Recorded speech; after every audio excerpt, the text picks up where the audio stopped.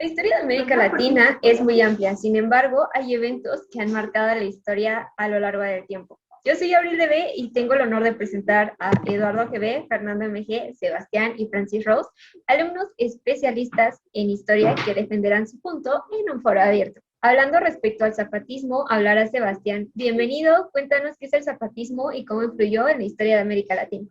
Muchas gracias por la invitación, Abril. El zapatismo es un término empleado por los historiadores para referirse al movimiento armado identificado con las ideas de Emiliano Zapata, quien fue el caudillo de la Revolución Mexicana.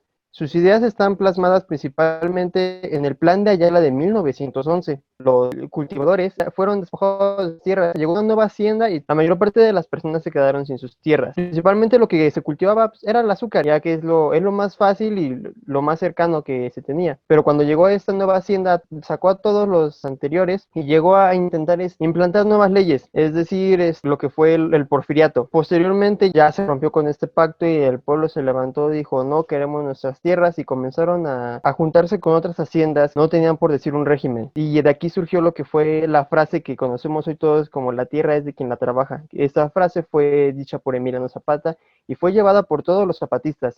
Muchas gracias, Sebastián. A continuación hablará Fernando, quien complementará este periodo con su aporte en la repolitización del mundo indígena en América Latina. Hola, ¿qué tal? Buenas tardes. Muchas gracias por la presentación, Abril. Yo les voy a hablar acerca de la repolitización del mundo indígena en América Latina.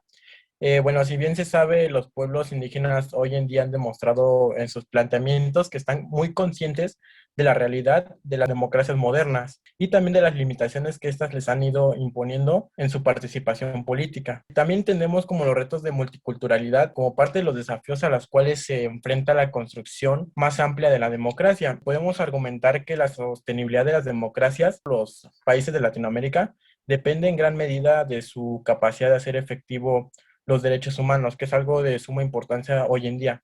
También podemos hablar acerca de los esfuerzos de las instituciones mexicanas y de todos los liderazgos. Son una prueba tangible a través de la voluntad política de estas mismas. Se puede avanzar hacia una democracia pluricultural que impulse el desarrollo humano de todas las personas, de estos integrantes de estos pueblos indígenas. Podemos hablar también acerca gracias a la combinación del crecimiento económico y de las buenas políticas sociales que se han llevado a cabo hoy en día en todos los países de Latinoamérica, la pobreza de los hogares ha disminuido considerablemente, mientras la brecha educativa durante décadas fue excluida a los niños indígenas, se ha cerrado. Muy limitada esta educación, que en ocasiones muchos de estos pobladores de estos pueblos indígenas están limitados o prácticamente no tienen acceso a ello. La educación ha sido uno de los avances más importantes de la última década, que ha mejorado a estos pueblos indígenas y que se les tome en cuenta como tal. Se ha ido tomando más en cuenta a estos pueblos indígenas como anteriormente no se les hacía. Esto ha influenciado a que estas poblaciones tengan acceso a muchas cosas más.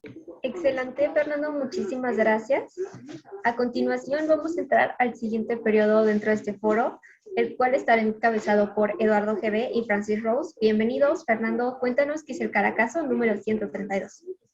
Hola, Abril, gracias por la invitación. Bueno, el pasado 27 de febrero se cumplieron ya 32 años desde aquel momento histórico que fue llamado en Caracas. El 27 de febrero de 1989, a las afueras de Caracas, una oleada de protestas que después se extendieron por toda Venezuela generaron grandes disturbios y es por eso que este movimiento se llama el Caracazo. La fuerte represión del ejército y la policía dejó, según el balance oficial, centenares de muertos. También un profundo malestar, una de las razones de la aparición del comandante Hugo Chávez. En 1992 lideraba una intentona militar por hacerse por el poder y finalmente en 1998 él lo consiguió. Pero mucho antes Venezuela había vivido una época dorada en los años 60 y 70 con una situación económica que era envidiada por gran parte de los países latinoamericanos. Venezuela prosperaba gracias al boom económico, impulsado por la industria petrolera y atraía inmigrantes de muchos lugares de Latinoamérica. Pero aquella bonanza se terminó. En la década de los 80, la enorme deuda externa, la crisis cambiaria, la inflación y la corrupción con el abuso del poder y sobre todo la caída del precio del crudo llevó al país a una enorme crisis. Y el recién presidente había anunciado una serie de propuestas para mejorar la inflación del país, que eran conocidas como el paquetazo. Buscaba hacer que Venezuela fuera sustentada mayormente por el Estado, en el que hubo recorte de gastos y aumento en las tarifas de los servicios del país. El descontento en Caracas hizo que decenas de civiles empezaran a realizar protestas a lo largo del país. Decenas de millones de personas fueron asesinadas. El ejército acabó tomando el control de la situación ante la incapacidad de la policía de restablecer el orden y lo hizo derramando sangre, primero en Caracas y después en el resto del país. Muchísimas gracias, Eduardo. Francis, a quien es un honor presentar.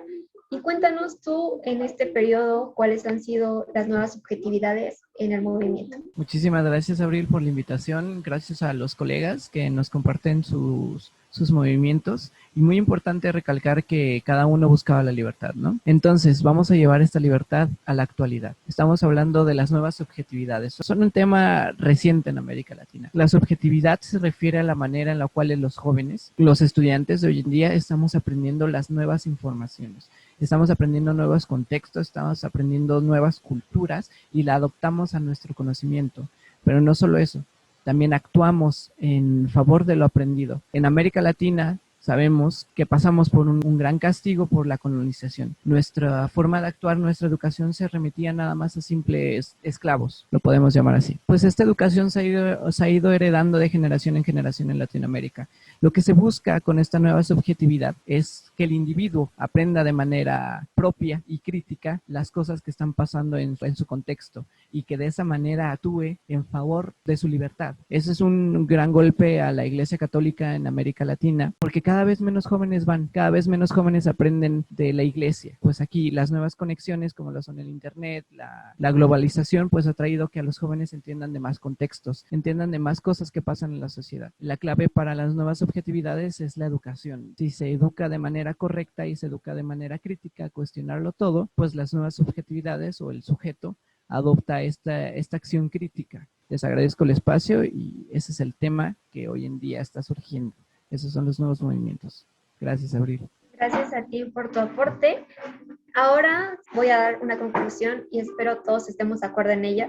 Todos los movimientos buscaron liberar a su pueblo de alguna u otra opresión en las múltiples represiones que vivieran en su momento y en la actualidad, evidentemente también. Cada etapa tuvo su propia lucha y que de una u otra manera lograron solucionarse. Desgraciadamente aún vivimos en un mundo que está en constante cambio y entre más luchas hay, también hay más represiones. Existe vigente la lucha de género, los derechos de los pueblos indígenas, la seguridad de los habitantes de Latinoamérica y en contra de los gobiernos represivos, autoritarios y corruptos que a la fecha nos siguen azotando. Esto ha sido todo por hoy en este foro abierto. Nos vemos la siguiente.